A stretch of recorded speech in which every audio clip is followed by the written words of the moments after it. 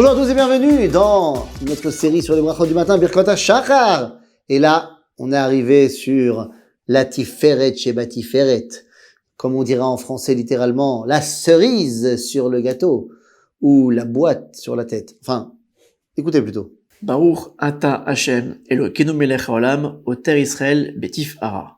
Oter Israël betifara. Waouh. Alors qu'est-ce que c'est que cette histoire-là? Eh bien ça, les amis, c'est les tefilines. Vous savez, les boîtes.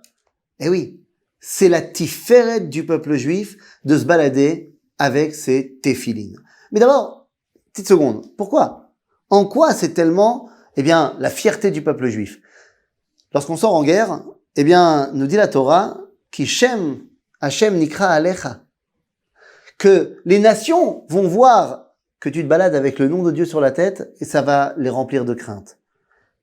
Les tefilines, c'est la fierté du peuple juif. Et pourquoi cela?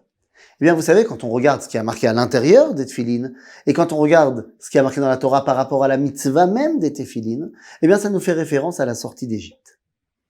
Directement. Vous allez me dire, ok, mais quel rapport? Quel rapport? Mais je vais vous dire. Les Égyptiens mettaient les tefilines.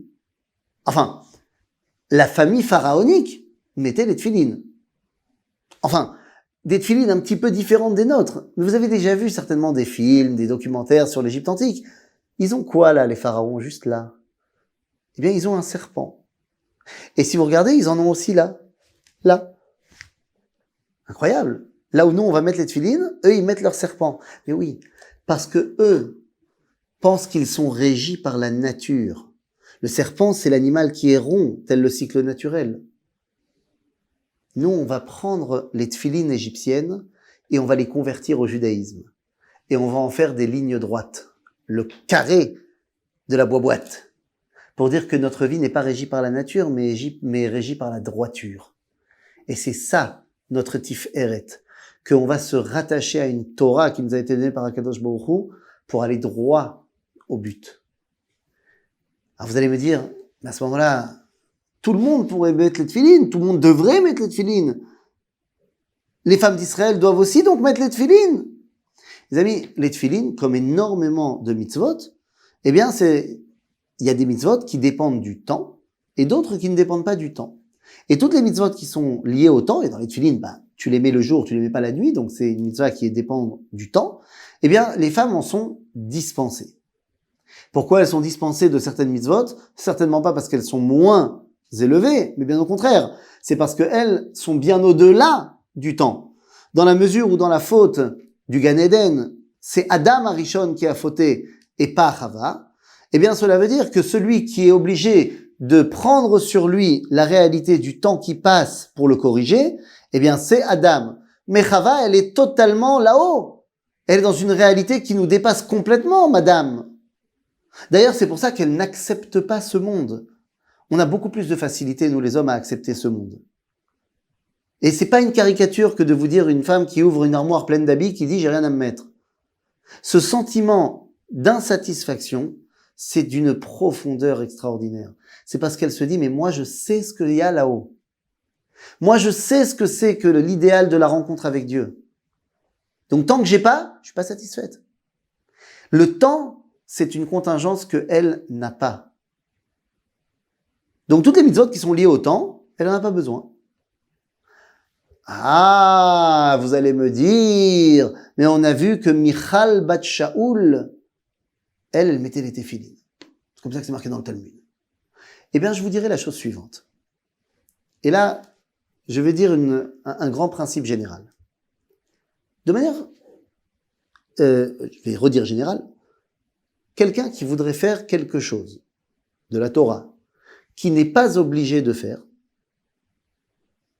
prendre sur lui quelque chose d'en plus, c'est ce qu'on appelle Midat Chassidut. Et Midat Chassidut, c'est ta relation pour toi avec Dieu. Si tu fais les choses pour que les gens te disent bravo, tu es un grand sadique, si tu rajoutes sur toi des choses pour que bien le montrer à tout le monde, pour que tout le monde soit content de toi, c'est interdit. Si tu fais les choses pour te rapprocher d'Akadosh Baruch Hu, et tu ne fais pas de vagues, alors c'est ce qu'on appelle Midat Chassidut. Aujourd'hui, nous avons un vrai problème. avec le féminisme actuel qui tente à dire homme, femme, auto davar, tout est pareil, il n'y a aucune différence. Une femme qui voudrait mettre les téphilines parce que elle ressent un sentiment profond d'attachement à Kadosh Baruch Hu, et donc elle ressent qu'en mettant ses boîtes sur le bras et sur la tête, sa connexion avec Dieu est décuplée, mais elle veut absolument pas en faire une histoire, elle le met dans sa chambre quand personne ne la voit. La vérité, aucun rabbin ne va pouvoir dire que c'est concrètement interdit. Mais en même temps, personne ne le saura. Par contre, ce trend, cette mode de dire non, nous aussi on peut mettre les tefilines, ça devient tout simplement la volonté d'effacer les différences. Et quand on efface les différences, c'est le meilleur moyen d'attiser la haine. Parce que lorsqu'on ne sait pas quelle est la place de chacun, de l'autre et de moi, eh bien on a toujours l'impression que l'autre peut me prendre ma place. Et donc il y a toujours le combat pour que moi je gagne. Le féminisme aujourd'hui est en train de tuer l'union qu'il peut y avoir entre un homme et sa femme.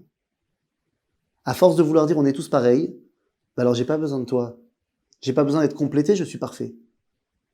Et donc lorsque tu viens dire moi aussi je veux mettre les tefilines comme les garçons, et t'as pas compris que toi tu avais une place d'ailleurs qui est beaucoup plus haute que lui.